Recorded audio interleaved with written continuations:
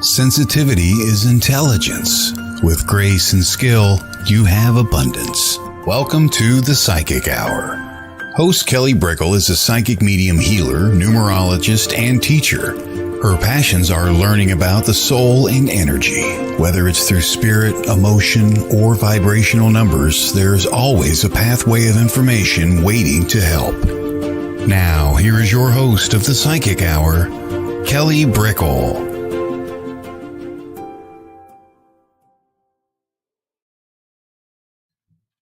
Hi, everybody. Welcome to a Psychic Hour special Monday episode. Every once in a while, we have it on a different day, a different time, but it serves the weekly, lovely, inspirational offering of just a warm message from a guest, whether it's one, whether it's many, however you are inspired.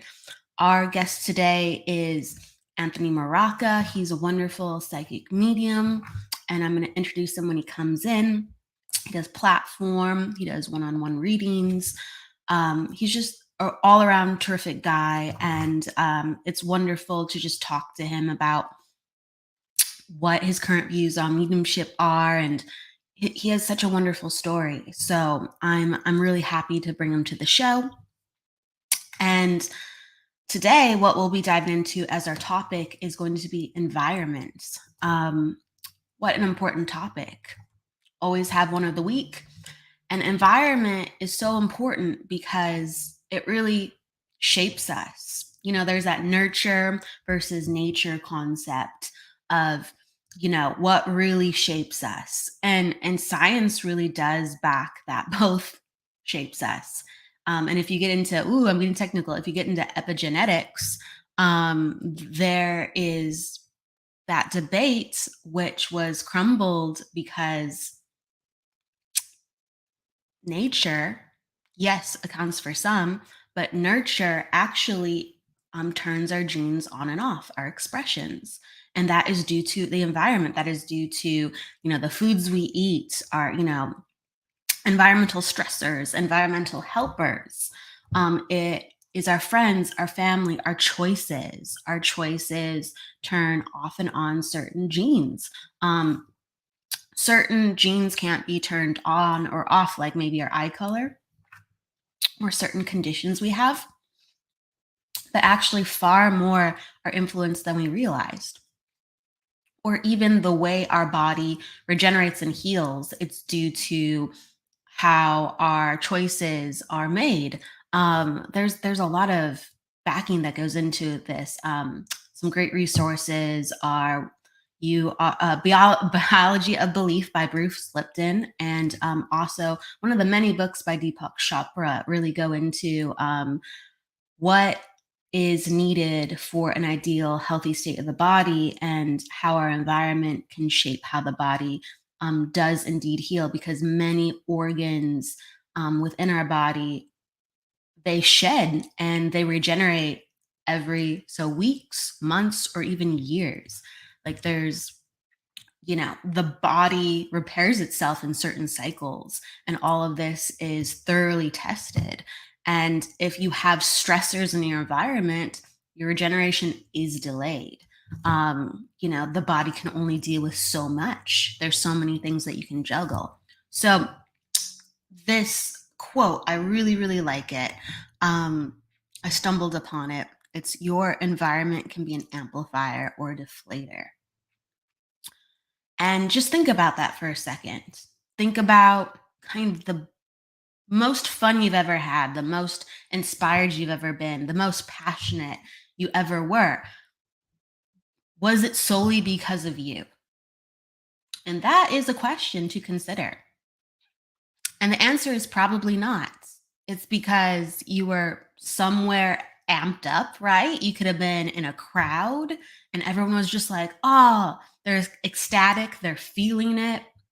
You know, it could be because they're vibing to the music. It's because there's a speaker present and they're like, oh, you know, like this, what a great message. It could be, you know, a peak fine dining experience where you had the best pizza or the best wine, whatever, right? whatever like was just the peak. And that's due to the chefs creating that. That's due maybe to not even the food completely, but your company with the food and how you were feeling that night. And that's all due to the environment. What makes a home cozy? Yes, it's the objects in it, the decorations, but it's also the feelings inside the home. And that comes from people. Okay. And even if you're living alone, your home comes from the environment that you make. It's an expression of yourself. It is a mirror of your own energy. And you further that, where's the environment your house even is? Think about the neighborhood. Think about the city. Does it support you? Do you feel like it holds you back? Okay? All super important to consider because the environment around you does influence the environment that you can create sometimes. Sometimes people feel like they're very independent of the environment around them and they create like a sanctuary, a temple, right?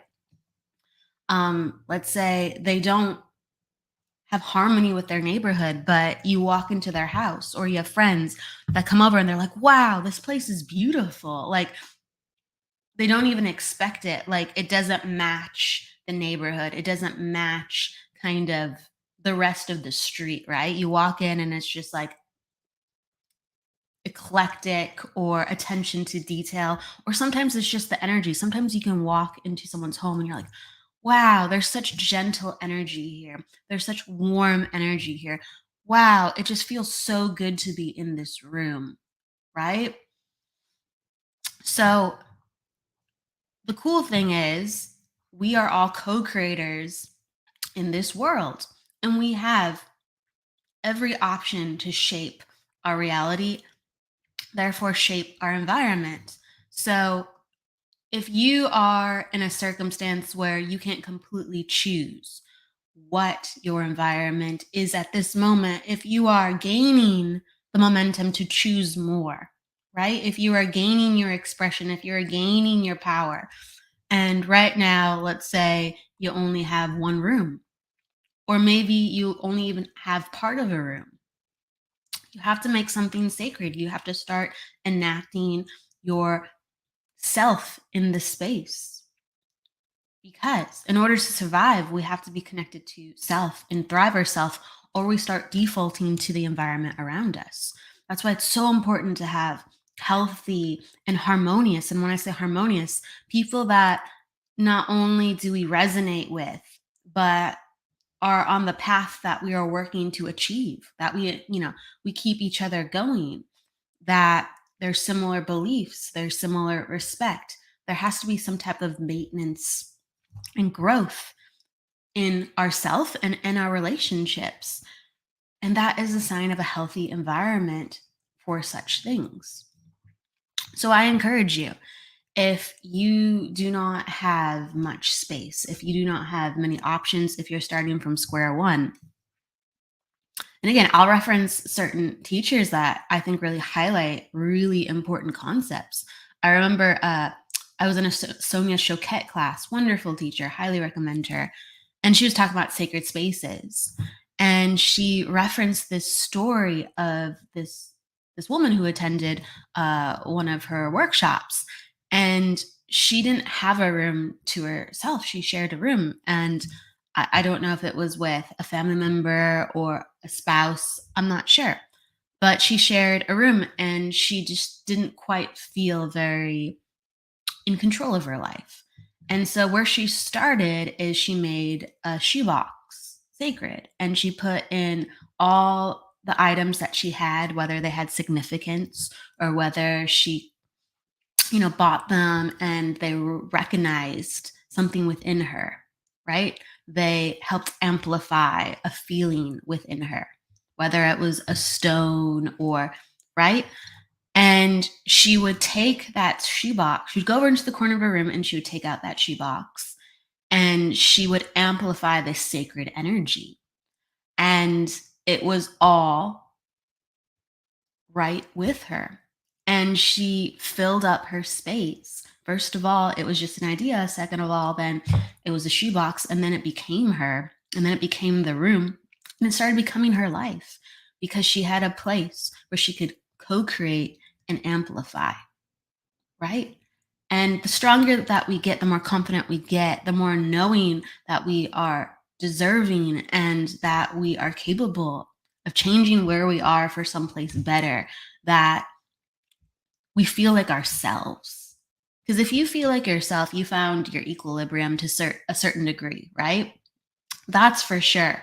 And when you can feel yourself, my gosh, possibilities just start opening up. And when you feel yourself, you start to feel your spirit. And when you feel your spirit, when you're in touch with your soul, that's when you start getting the guidance. That's when you start getting the ahas. That's when you start getting like, wow, life is so much bigger than me, but I can step into that. I can step into that. And honestly, my life has just started. So just some information of inspiration through that of it doesn't have to be much, but we have to start. And so without further ado, I'd like to start and bring in a warm welcome to my friend Anthony Mrocka. Anthony, I want to welcome you to the show. Hello. Hi. Hey, Anthony. How you doing? How are you? I'm doing good. It's great to see you. I know it's been so long, right? Yeah. Gosh, I think the last time I saw you in person was 2014 Was it? in New. Are you? I thought it was 13. Was that 13? It was 13 when we were in class with Lisa, Yeah. and then it was 14 for just a small amount of time in New Jersey, The Journey Within. That's right. I forgot you were Yeah. there. You were at Tony Stockwell's, right? Exactly. Yep. And there were so many people at that class, always kept Yeah. busy, right? Yeah. But yeah, it's just life goes by with a blink of an eye, doesn't it? Yeah. I mean, some days when I think, I'm like, wow, that was that long ago. Like that's gonna be 10 years next year. You know what I mean? Oh, whoa. Yeah. Whoa. Yeah, I didn't think about that for a second. The first time we ever met will be 10 years next year. I mean, we're almost halfway through the year, technically, when June hits, right? We're 6 months in. So before you know it, it's been 9.5 years since we actually first met face to face. It doesn't feel like it at all. Yeah. It doesn't feel Crazy, like it at all. right? It does. I want to introduce you to for the people who are tuning in for today. So for those who know Anthony or are just meeting Anthony, Anthony is a psychic medium. He is a wonderful platform medium, a medium that does one-on-one readings. He's a teacher. He's a mentor. He works with so many different people to understand about their mediumship. And he really dives in deep and he works with the individual as well as people who reach out. And you always do it with such heart, you really wear your heart in your sleeve. So he's a fantastic teacher for anyone who's looking to as well. Thank you. Thank you so much for that. Absolutely. I want to dive right into with you. I know a little bit about you, that's for sure. I want to ask about, like, how did you get into knowing you wanted to be a medium? What led you there? Did you have some abilities as a child? Did you even know that you were sensitive? And how did you work through that and come to the moment, yeah, I think I'm going to try this? Yeah, that's a kind of loaded question, really, for myself. Only because it's not something that I ever thought I would ever do. This is not something that mediumship to me was not like I set out to, or I felt I was going to be a medium. It just, for me, it started happening after getting sober. And it wasn't my first time either that I got sober. So it was like, wait, why didn't it happen before? But this time, I've have my past story of drugs and addiction is a major issue there for me. So most of my life from early, probably 20s. I mean, before I was 21, I was already in a rehab. So I do remember that. So most of my life I've been centered around either like an addiction or a 12-step program. So I did get sober multiple times. So I wasn't a first-time winner of either. So I kept going out and relapsing and stuff like that. But unfortunately for me, that a lot of my friends passed away from addiction, from drug overdoses and stuff like that. And so what had happened really is that there was a time that I had gotten sober again, or I needed to get sober again because I knew I've lived a sober life before. And I started praying. And this time I always, the funny thing is I've always believed in a power greater than myself, but just not so much the organization of religion. So I believe in God there. And I knew that this power was out there to help. And so I started praying. And through that prayer, that's when weird things started happening to me. Literally like synchronistic things started happening to me in some way. And from that, I was like, from praying and having these synchronistic things happen to me, I started to see and hear things that were not of this world. I taught myself how to meditate. My prayer really was asking God, why am I here type of a thing, to use me as God. And I say God as a he or she. I know that some people say he there, but I see the masculine and the feminine. And so I asked him, why am I here?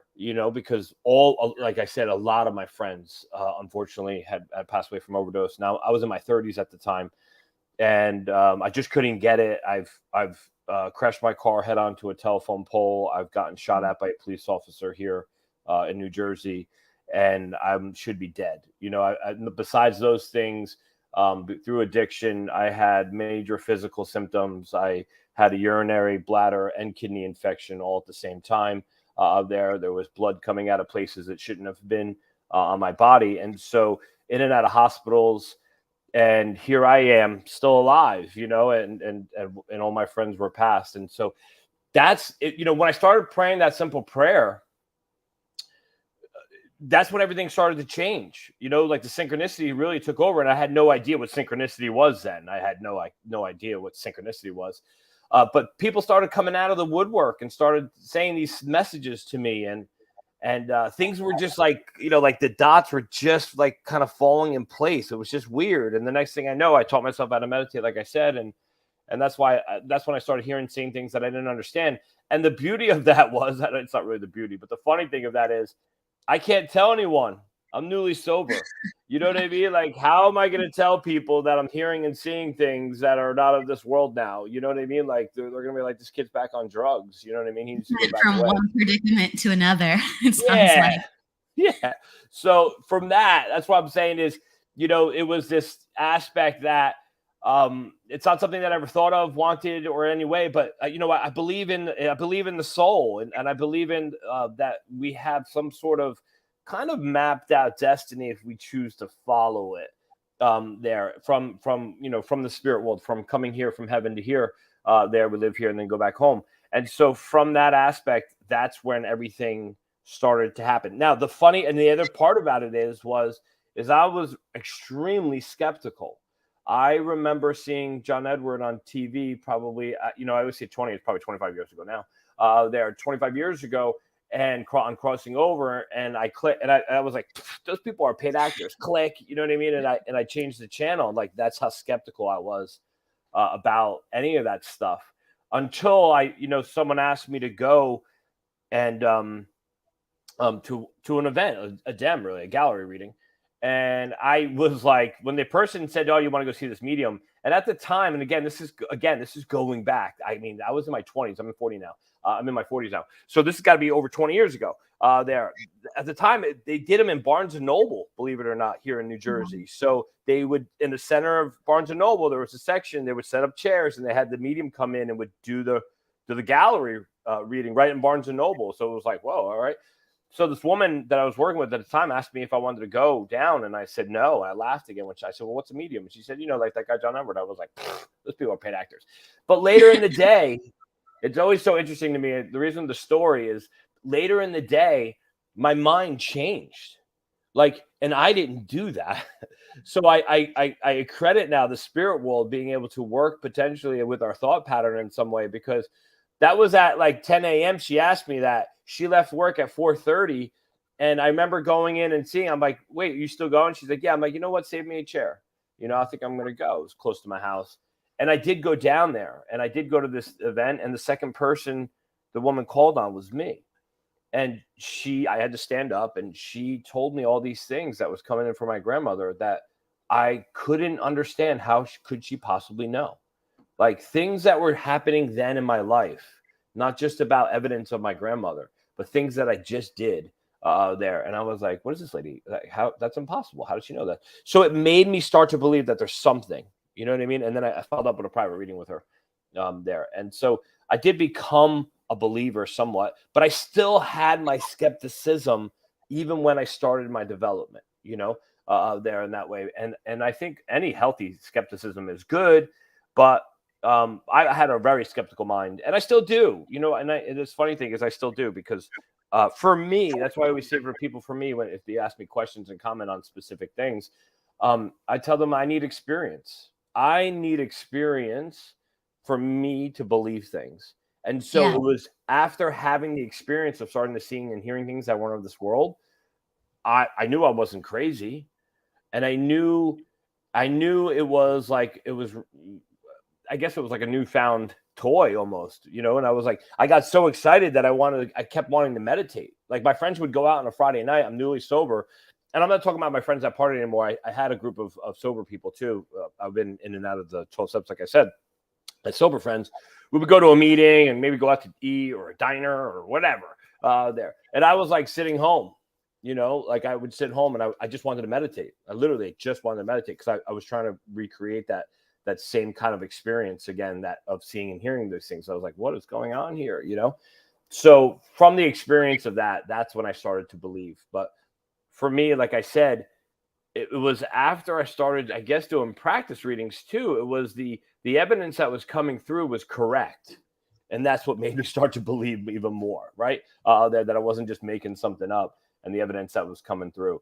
But the funny, I always say this story too, because there's a funny thing. Like, the first woman that ever helped me, she came out and told me. Now, I was already having these experiences, and I went down to see this woman's thing, and out of my mouth came, I asked if she taught classes.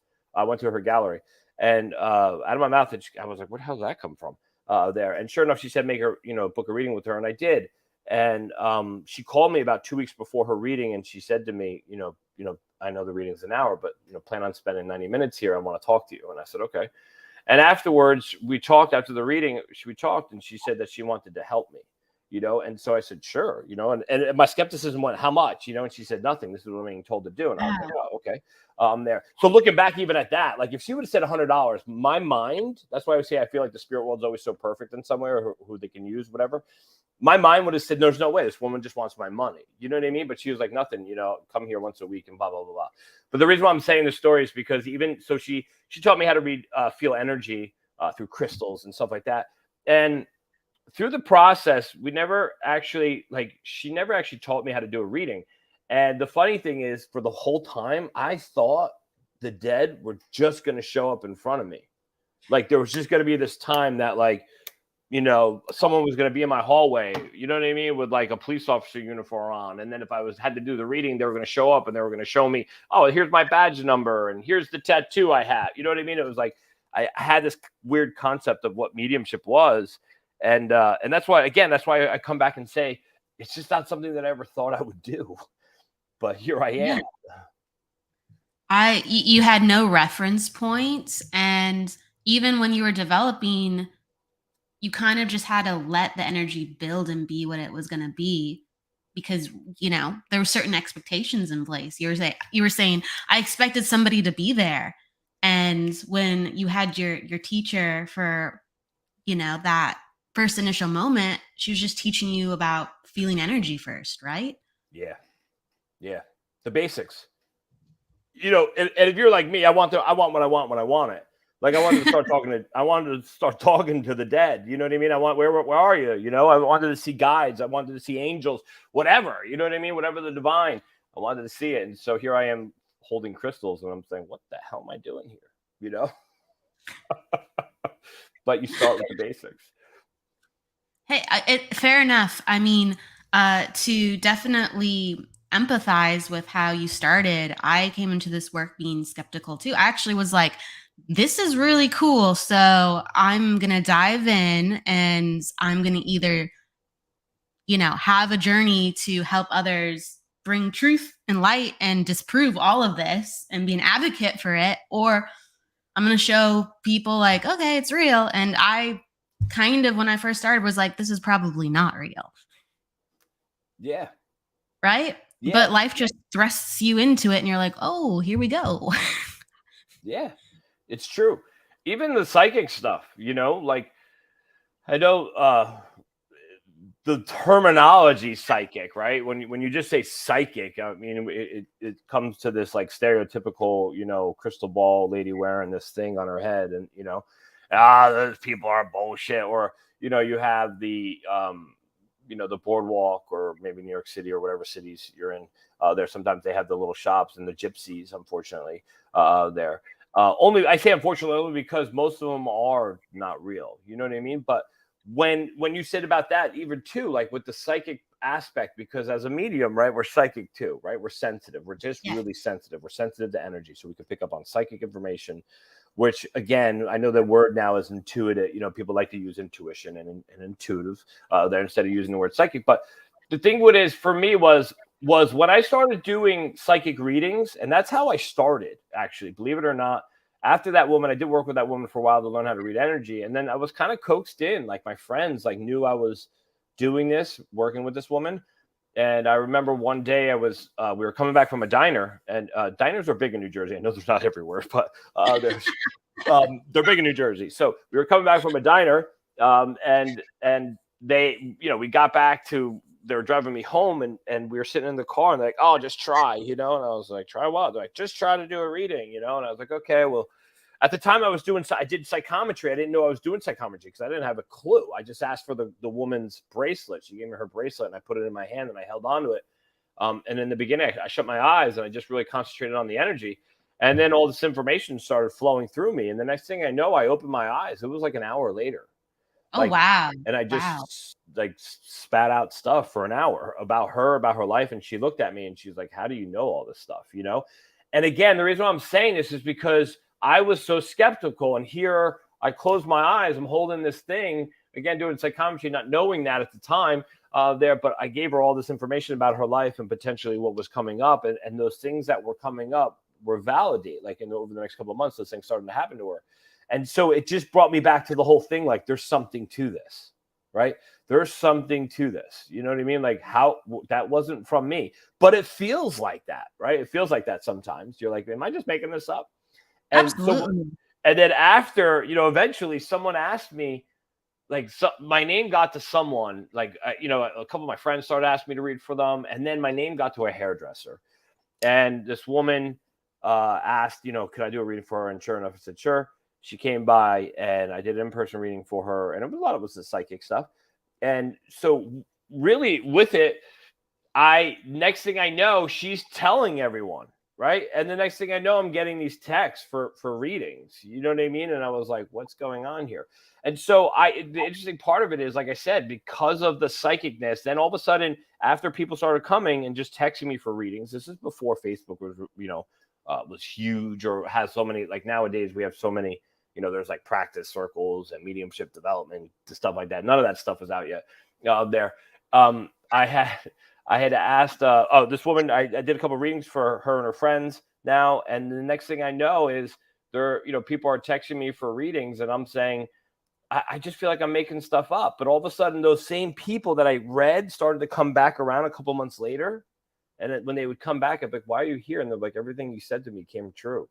And I was like, seriously? And it started, again, I needed that experience to start to see there really was something more that we're tapping into. You know what I mean? We're tapping into an energy potentially of a consciousness or the collective consciousness there, and we're able to kind of read energy and bring things forward. You know what I mean? In the psychic aspect or intuitive aspect, you know, with mediumship, evidential mediumship. The funny thing is, like I said, it was for a while. Those are the types of readings I did.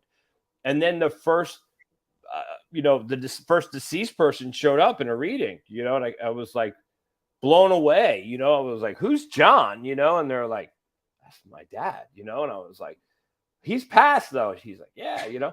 And the next thing I used to actually feel the pain, and I got this like shooting pain through my stomach there. And I explained it to the person that, yeah, that makes sense. And she told me after that her dad, unfortunately had a hernia in his stomach that ruptured, and he never went to the doctor, and unfortunately he passed there, kicked off all his issues there. So, and then the deceased started showing up in my readings there. And so I started at psychic stuff, and then they went over to mediumship, you know, and then it was after that, that's when I was still working a regular job and stuff. And that's when I found Lisa Williams, and that's when I met you. Right, we met in Chicago in Lisa Williams' class back in 2013 there, and I was going there to like, is there really something to this? I still was unsure, you know what I mean? Like, is this real or is this not real? And I guess I'm gonna go find out. And so that was like my first group experience there, and I think it was very eye-opening, you know, for me in that experience of that week. Or I think it was like, I know we did the platform class too. So I know there was like 3 days, it was like 5 days or something like that. It was 5 days. Yeah. It was a long, went by so quickly, but I honestly feel like it was a month I was there. I don't know how to describe it, anything other than that. I learned so much, and the days were so jam-packed that literally I felt like it was the next month, because I'm like, I've been here for far longer than 5 days. We were probably doing work in our sleep. Yeah, it was like, I felt like it was like boot camp. Right. Yes. Really did.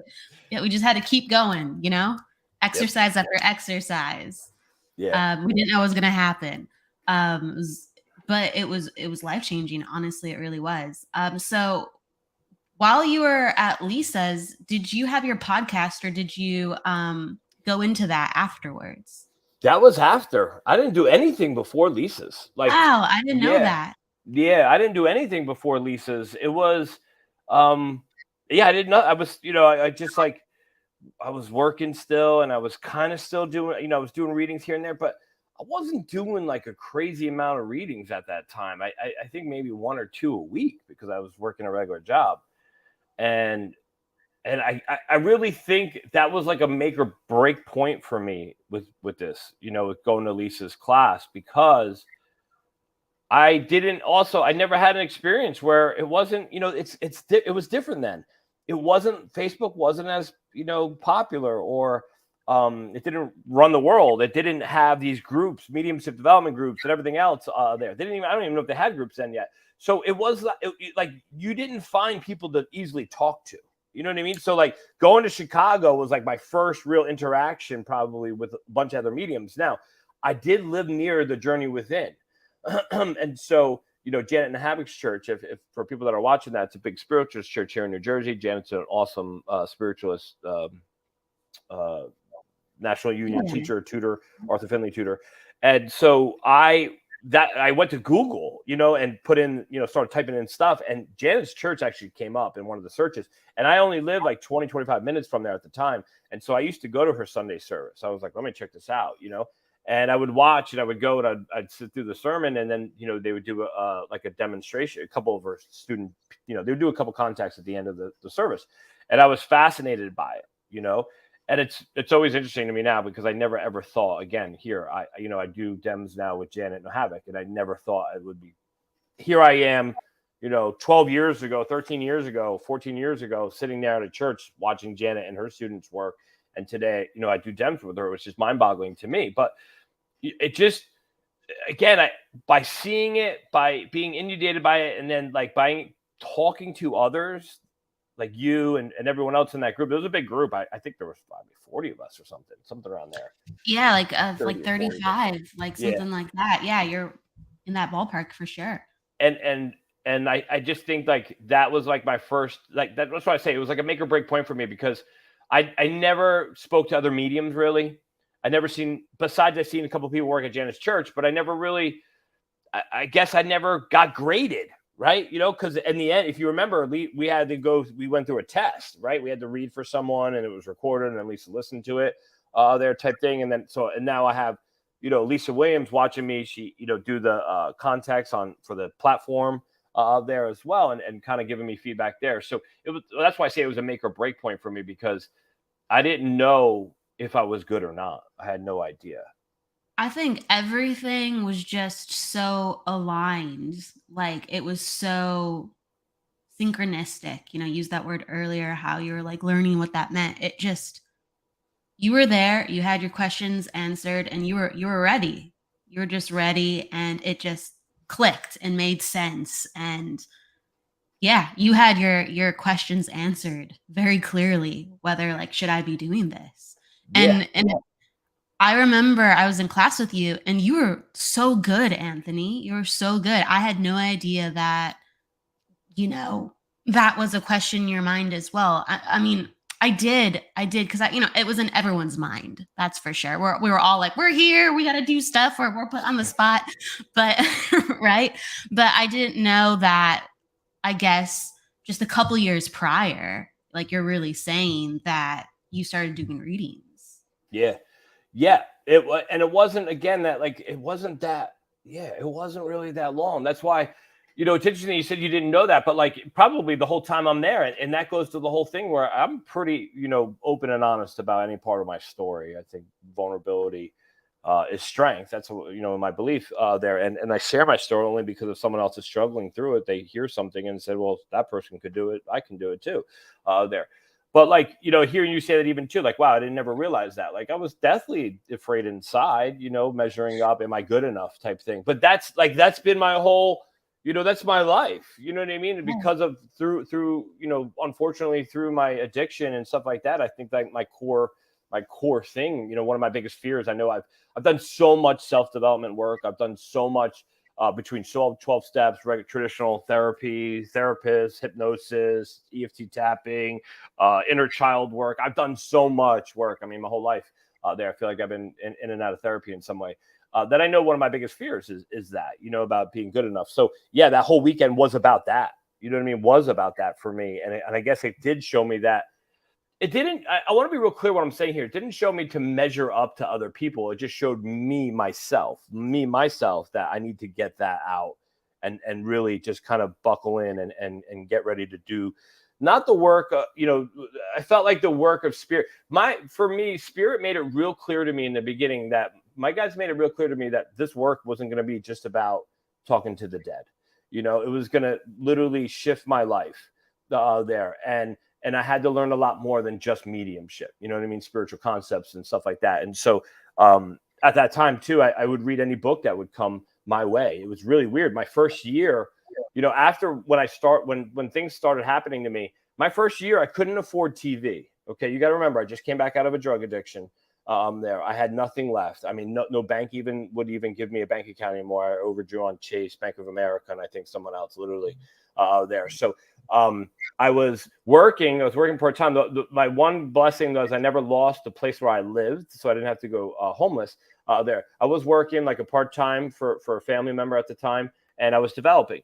And so that first year, when they turned my cable off because I couldn't afford it there, once I got a little money, I didn't want it back because I was so it's funny. I was listening when I was sitting in the room, you were talking about passion and find things that you're passionate about and stuff like that. And I was like, oh, it brought me back to that because, you know, books would show up like oddly, like one of my aunts or someone in my family was like an intern on Crossing Over, John Edward or something.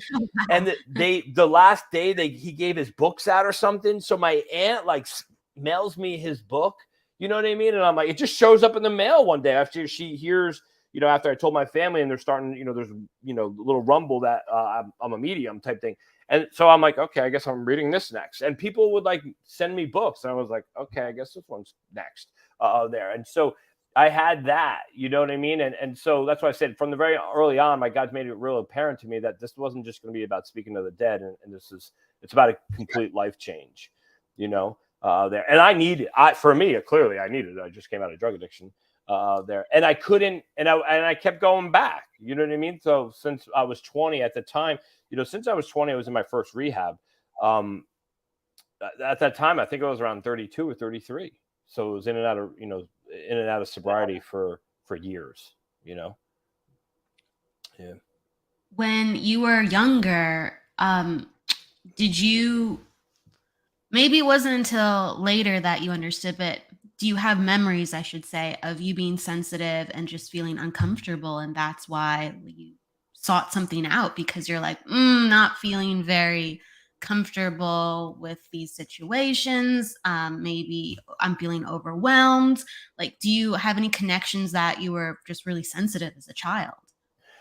Yeah. So yes, and no. So I always say this, because I will say this. I want to say this out loud to everyone. It messed with me at first, only because, right, I don't remember a lot of my childhood because I came through an emotional upbringing. I will share this. My father left my mother for my mother's sister there when I was 2 years old there. It's a part of my story there when I used to speak in 12-step programs, and that's the same thing. So a lot of that, at that time, because I was so young. So I believe now my subconscious has blocked out a lot of memories. Like even my wife today, like I have little kids, and they're now in third and first grade. And my wife's like, "Oh yeah, my first grade teacher," and I'm like, "First grade teacher? What are you talking? Like, how do you remember that?" You know what I mean? She's like, "Oh no, I remember my kindergarten teacher," and I'm like, that's when I started to realize, like, holy cow, I can't access memories back that far. I can't, and I think it's because of the emotional upbringing. I think my subconscious has blocked that out there.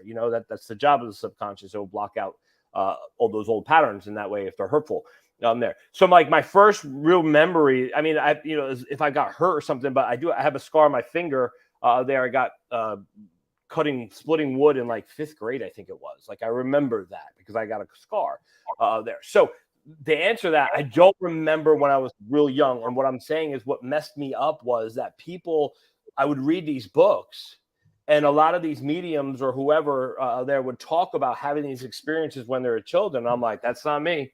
That's not, I must not be a medium then. And but looking back, where as I got older in like high school, I dated the same girl for many, many years there, and I always got the, "Oh, you're too sensitive." You know what I mean? "Ah, you're too sensitive," and I didn't understand that. You know what I mean? Like I understand it now there, but I didn't understand it then. Or if I remember, there was times where, and this is nothing on my dad, so I don't want to make him seem to be a really bad person anyway, because he's not there. But I remember like when my parents were divorced, so my dad would pick me up on the weekends.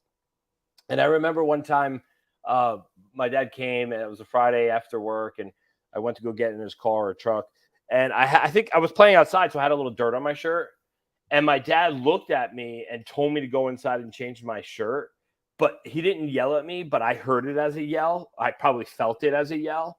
And I came inside and I was screaming, like crying. And my mom thought like I got hurt. Like she said I was screaming bloody murder. You know what I mean? And like she came down and she's like, "Wow, and I was screaming that I was crying that, I needed to change my shirt." And she was like, "What?" You know what I mean? Like, why are you crying like this then? You know what I mean? Like, and I just was overly sensitive. I was sensitive to tones, tonalities. I see it in my kids today, like my one son, I feel like it's like if I even shift my change of a tone a little bit, like he could see it, like he's just really sensitive, and like I'm not yelling, but it could go the wrong way. And I'm like, I have to watch that. And I'm like, oh my God, I see myself there in that way. But and back then it was so different, right? We had no idea really about sensitivity. I think more children now have there's selective mutism, and there's the hypersensitivity and stuff like that. So I think that we're way ahead of it now there in some degree, but back then we didn't know. And so yeah, I was always overly sensitive, but I had no clue about this. I didn't have psychic impressions. I wasn't able to predict things that were going to happen there. Later on in life, probably in my 30s, right before everything's really started happening to me, I did start to feel my intuition. You know what I mean? And I start to sense things, or I would know something there, and I would say it, and then it would come true, and people are like, "Oh, that's weird," you know what I mean? But I never thought of it. I never thought of it as psychic or whatnot. How did it start opening up for you where you noticed at that age, like, oh, this is intuition and I haven't had this experience per se before? I think that it was like a sense of just knowing. I just knew. I just had a, like we talk about claircognizance, where it's just a clear knowing. Like I just had a clear knowing that if I was going somewhere that I would be 25 minutes late, even though I left a half hour early. You know what I mean? To get there. Like I had a clear knowing that someone was going to, at the time, unfortunately, they're being so involved in a 12-step program, and I've taken men through the steps and stuff like that, and being a sponsor, I used to I was a volunteer recovery coach at a shelter in an inner city in Paterson, New Jersey.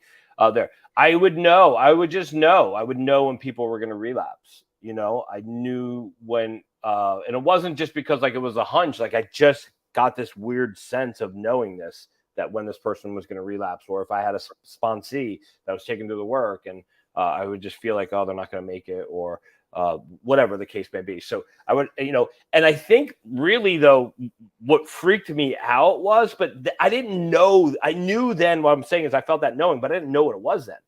I didn't know I'm using intuition. I didn't know I was getting these psychic hits or whatnot. It was after I started doing that prayer and stuff like that. I remember one time I went down to go meet my mother at, it was like spring or summer, and outside in Ridgewood, New Jersey. And they have like, cafes and you could sit outside and stuff. And I walked over to meet her, and I was a couple minutes late. She was sitting down, and I walked by this table.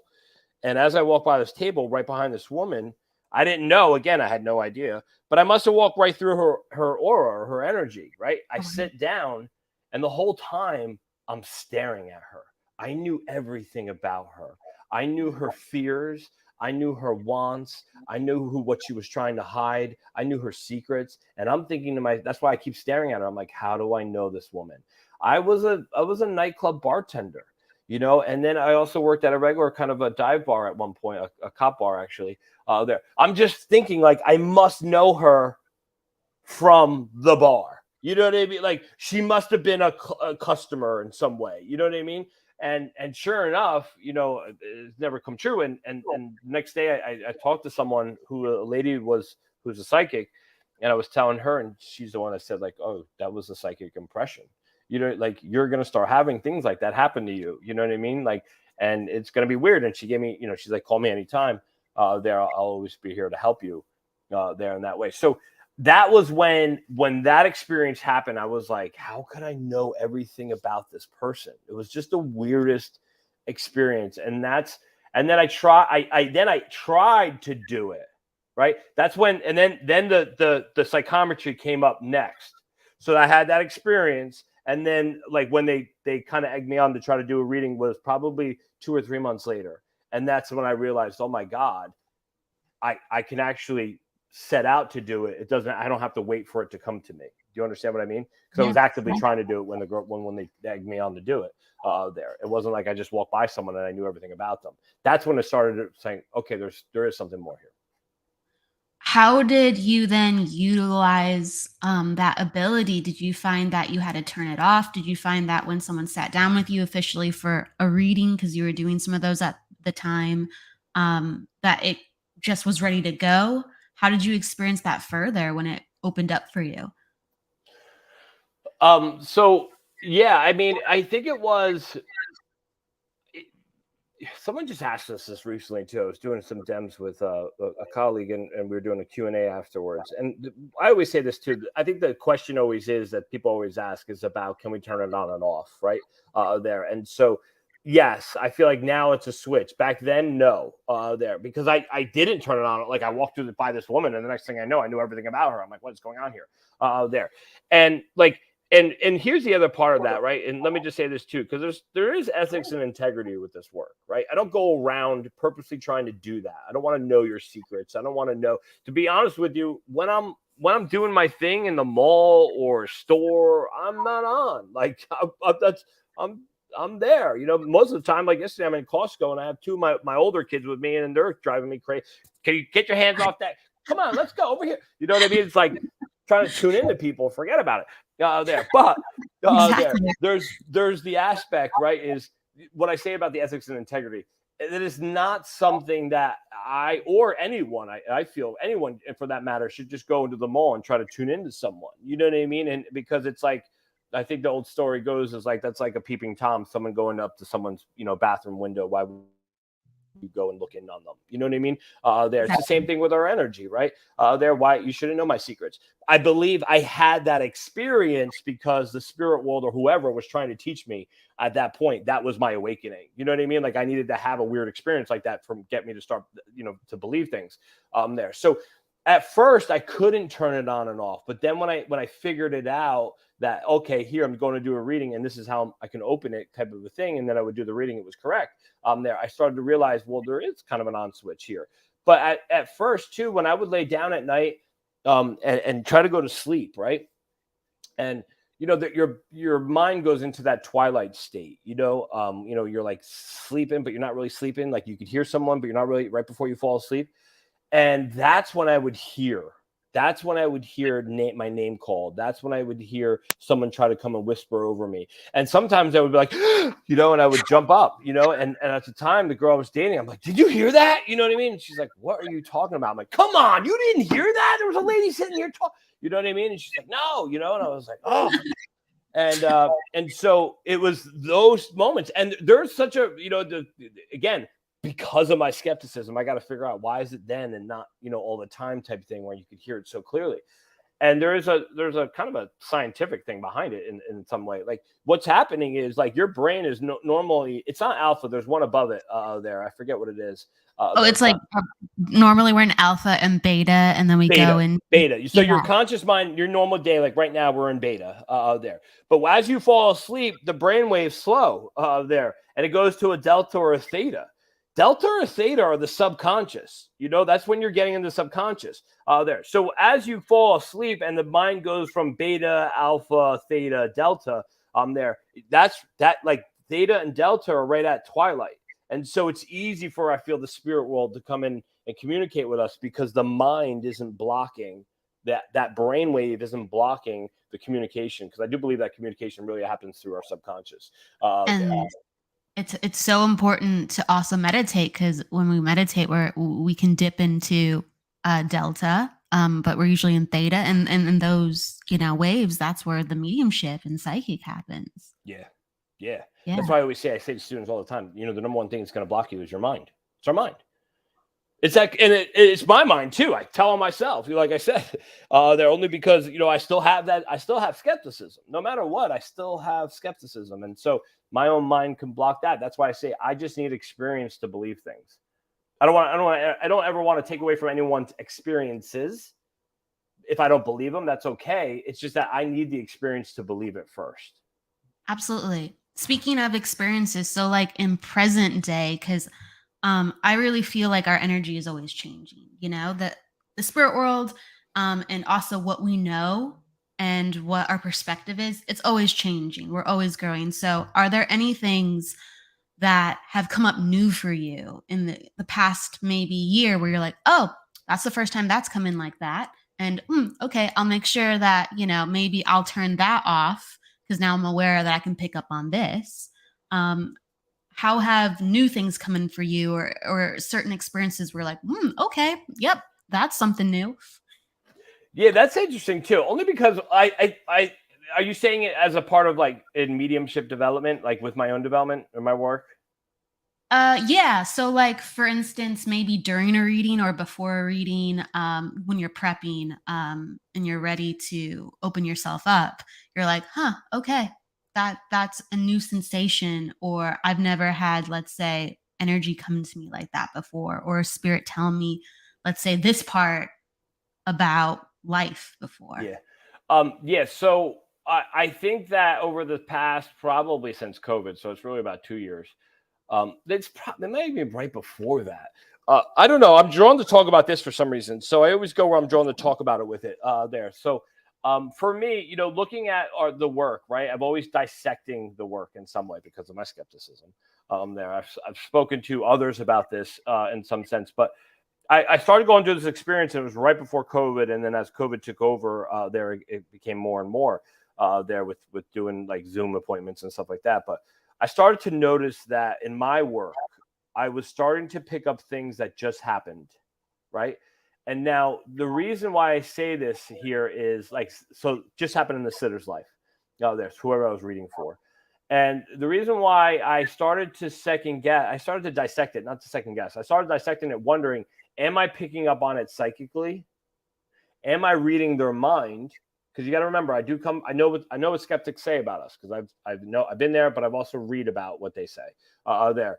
And so, am I really picking up something psychically? Or am I reading their mind? That's the two biggest things that they say. Or, I mean, clearly they talk about reading the body language, which is absolutely BS to me, because we do phone readings, and I'm more accurate probably on a phone reading than even seeing anyone. And on a phone reading, I don't see anything of the person. So that just blows that whole theory out. But getting back to my point was, I started to get very, very specific details of things, like the person wanted to buy a BMW, and right before they got there, right before I got to the house to do the group reading, like they were talking about that there. They're like, how can you know that? You know what I mean? We were just talking about it. And so I started to wonder, I started to second guess that. And then all of a sudden, I always say this to anyone, spirit is our number one teacher there.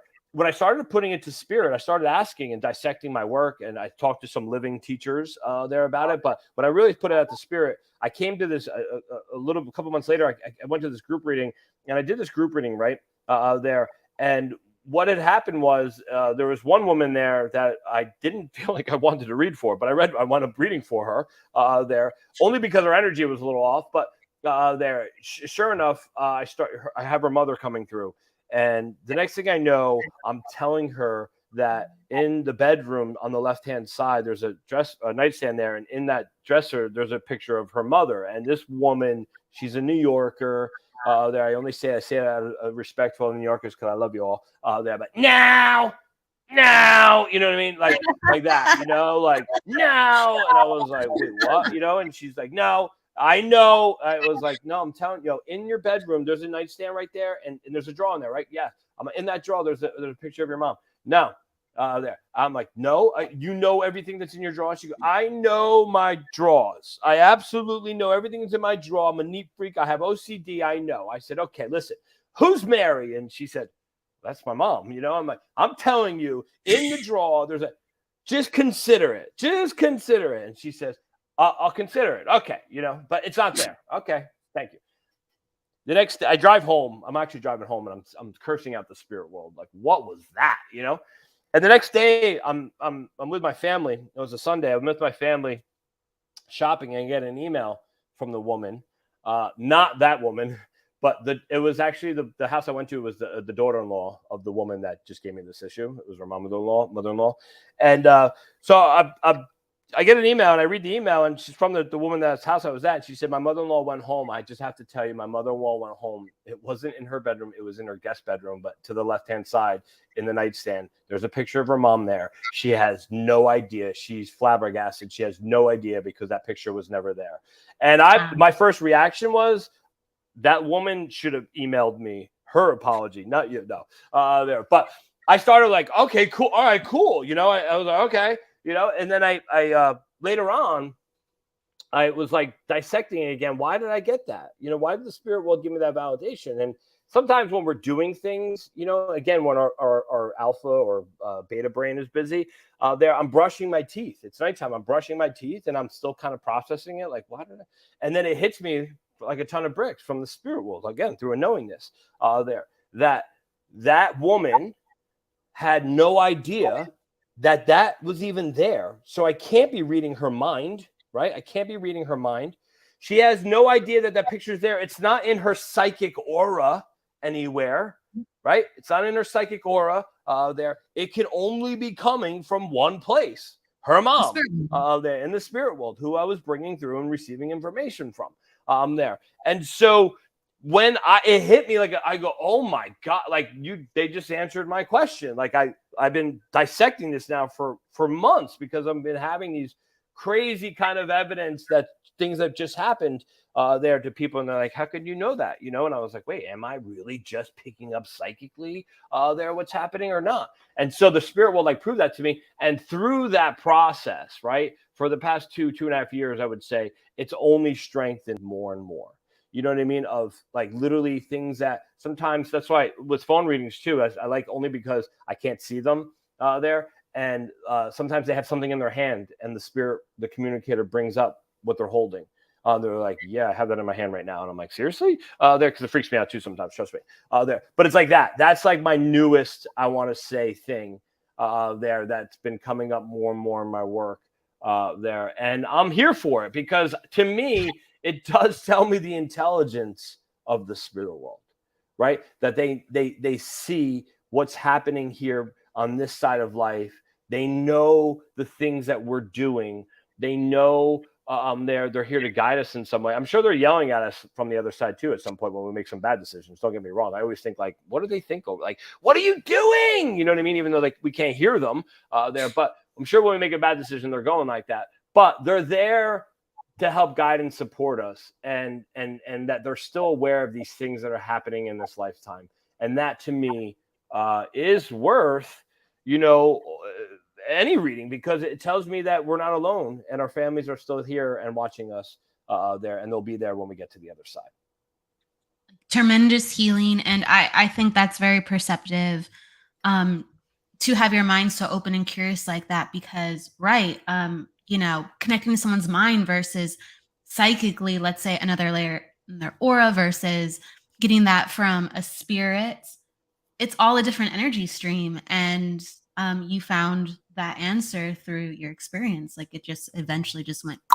So I want to tune into some of our viewers' questions. There's a lot of people saying hi too. Brenda, Christine, Victoria, Charlie, they're all saying hi. Dee Dee, Christine, Teresa, Carrie, so many people. I could go on and on. So there's some questions too that people have for you as well. Would you like to take some questions, Anthony? Awesome. Yeah, absolutely.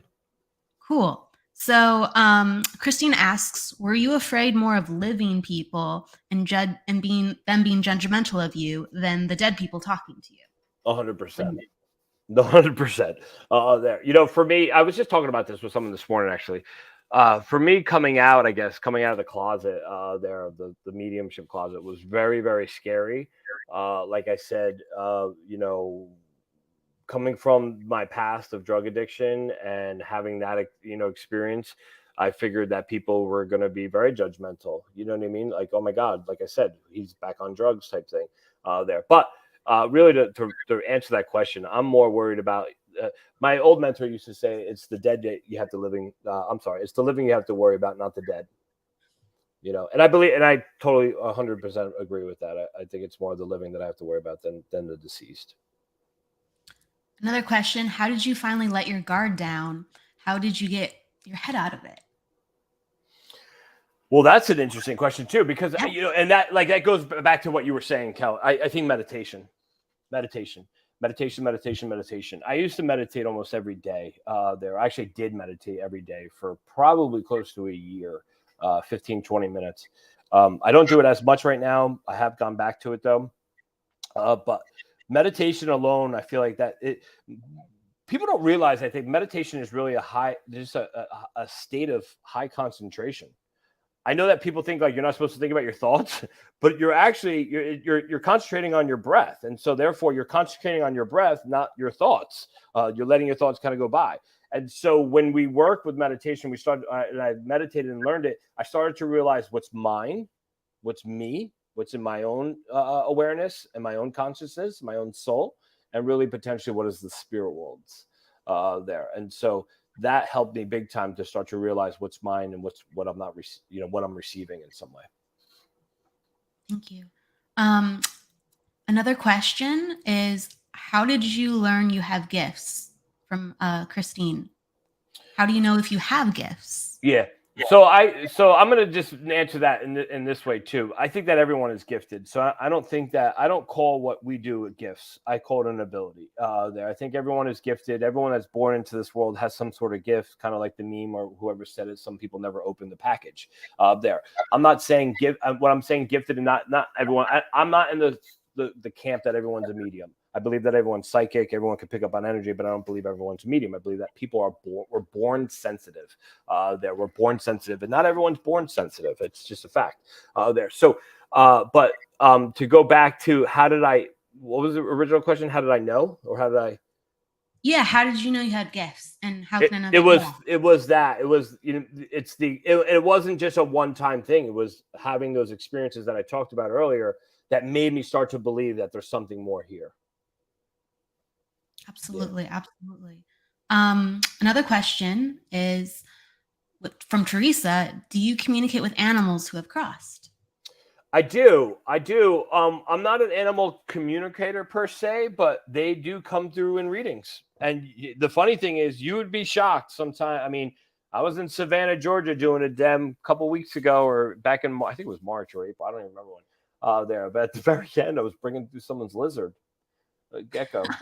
I love it. Lizard. And it was giving evidence like, no, there's two. And they're like, yeah, it's weird. Sometimes hamsters come through. Now, I'm not saying hamsters come through and talk with me there, but it's like their loved ones bring up animals that are with them there in the other world. That becomes evidential because they had them when they were children or whatnot. But a lot of times dogs, cats, potentially horses, but dogs, for me, dogs come through a bunch, and they will literally give us information on the evidence of what's wrong with them, how they passed, and stuff like that. It's interesting to me. I mean, it's amazing, like whether it is a hamster or a lizard, right? If they can say hi. Or a bunny. Or a bunny. Actually, Anne Christensen from Lisa's class all those years ago says hi. Hi, he says, good to see you both. Hugs from Sweden. Yeah. Oh my God, it's so long. I can't believe it. It's been that long. I know. Wow. Okay, we have another question. Any books that you recommend for meditation? Ooh, for meditation. Oh God, I forgot the kid's name. I was just listening to it too. I think it's Ryan Holiday has a bunch of books about meditation. Those are really good. And there was another guy that's on my Instagram, and I don't remember his name now. He has a whole book about meditation, which is really wonderful. I could circle back somehow and try to post it in there. Can I circle back at some point and post in like a comment in there, and I could try to answer your question? I just don't remember he's actually on my Instagram. I'm trying to look now, but he's not on my feed right this second.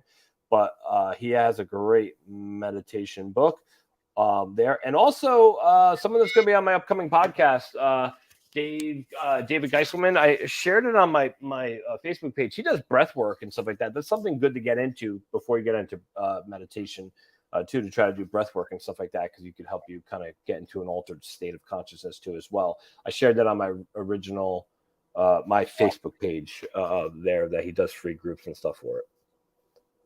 Beautiful. Some more resources. Yeah. Someone also asks, you were mentioning like praying when you were, really opening up, and they're asking if you have any prayers now that you still use, or what was that prayer back then? They want to know about those prayers that you use.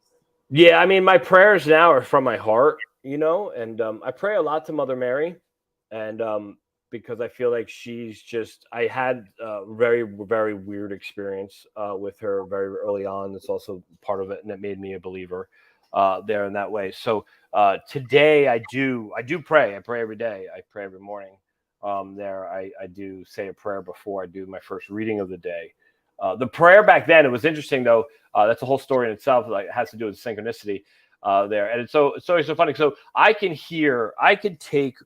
take religious messages, but not, and take out the religion of it, right? So I could hear a pastor talk, and literally not have the dogma of the religious aspect of it, but I could get the message from it. If you understand what I'm saying there. So at the time, someone came out and handed me these CDs from Andy Stanley. I didn't know who Andy Stanley was. He's a Christian pastor out of Georgia. His dad is very famous, and he was Charles Stanley There was on TV there, but Andy's young, and there was this 3 CDs about stress. Like that's what his sermon was about. And I listened to these CDs, and I was like, something is talking to me. Like I knew something was talking to me. I felt like God was talking to me through these CDs. And in there, Andy Stanley talked about this prayer, and it was just a simple prayer of there. I don't know why you have me here, but I want your will. Please show me what I'm here for. There, thy will, not my will, be done. There, and so it was that. Like I just started praying that, and I don't believe that you need to get on your knees and pray there, because I think prayer is heard from the heart and through our energy in some way. But back then, I got on my knees every night and said that prayer there, because I was newly sober. Like I said, friends are dying. I had nothing. I was at rock bottom for probably the 6th time. My only saving grace was I still had a place to live there, but I had nothing. I had no bank account, nothing there, and no money, no nothing. And I was just getting sober again. So I got on my knees and prayed and asked that prayer for a week straight. That's when weird things started to show up and people started to get aligned. And next thing I know, I'm in a coffee shop and I met another pastor, and this guy's telling me God's going to use me. And I was like, what? You know what I mean? Like, who is you? It was just weird. It was just weird kind of events that took place. So I think prayer is powerful, and I see prayer as potentially as an intention too, so some people don't like prayer, but they'll do intentions. But like, I think prayer is an intention. It's an intention. It's an alignment. And, you said like, that's when, things started getting aligned and you aligned yourself. So that, Yeah. Put it out there and it will find you. That's for sure.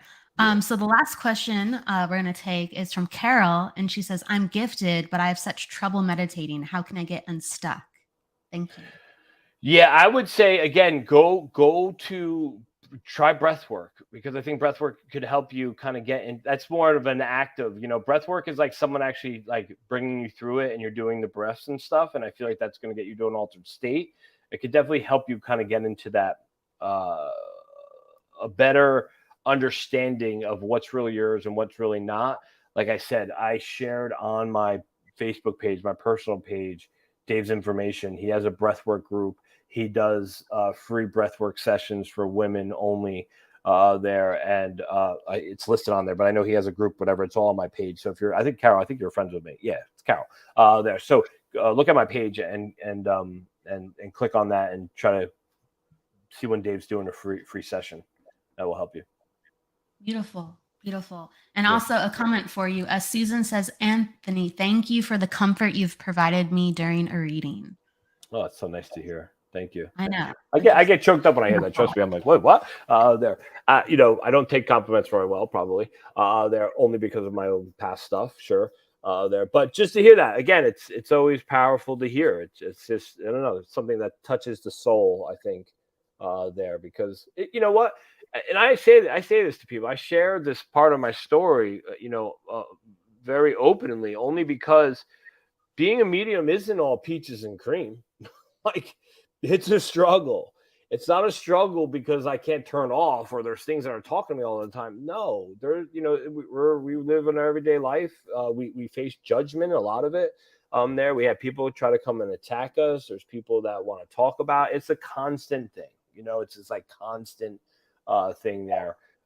So it's work. It's hard work. And like I always say, this is probably this is something that I feel like I didn't choose. I mean, clearly I feel like I must have chosen it from the spirit side from coming here, but it's not something that I actively was like, I want to go be a medium. You know what I mean? And let me just try there. It started happening to me and I couldn't deny it. There, but it's the last thing I would have ever chose to do because it's really hard. I feel like it is really hard at times there. So even though sometimes it looks effortless sometimes, but it's not. It's hard. It's hard work. It's hard. Well, to give some, praise for all the hard work you do again, Victoria shares, I recently seen Anthony and he was spot on, amazed me, the real deal. My sister came through, was great. Yeah, that's so cool. Thank you. Thank you for Absolutely. Anthony, is there anything that you would like to share with the audience too, or let people know about where they can find you or what classes or events that you're currently teaching right now if they want to learn from you? Yeah. Right now, anything's always listed on my website. So anthonymrocka.com. There are my upcoming events and classes and stuff like that. I don't have any new classes coming. I'm in a class right now there, but everything is always listed up on my website. Perfect. Yeah, there's some. Oh, I do. Actually, I do. I have a weekend. If you're a medium, there, I totally forgot. Me and Cindy Keza, there, we're doing a weekend here in New Jersey, June, I think it's 11th and 12th. It's on my website there, but we're doing a platform. So if you're wanting to, learn groups or get up on stage, it's really a platform weekend, Saturday and Sunday. It's our first one in years. I think the last one was 2019 or 2018. Me and Cindy taught together there. So then COVID unfortunately happened. So I'm extremely excited to be able to teach a workshop again in person there since COVID. And I'm extremely excited to work with Cindy there and teach with her. She's a dear friend and just an awesome, awesome person, a medium there. So June 11th and 12th. It's on either, I think it's on Cindy's website too, but it's definitely on my website. You could find out the information there. Still a couple spots left. Two great people, two great mediums. Thank you so much, Anthony, for being with us today. Sharing your story, sharing just tips for people. People were ecstatic to see you. So with that said, I'm going to wish everyone a great week. And please go with love, luck, light, and live, everybody. Take care. Yeah. Thank you. Thank you guys so much for joining. Thanks, Kel. Thanks, Anthony.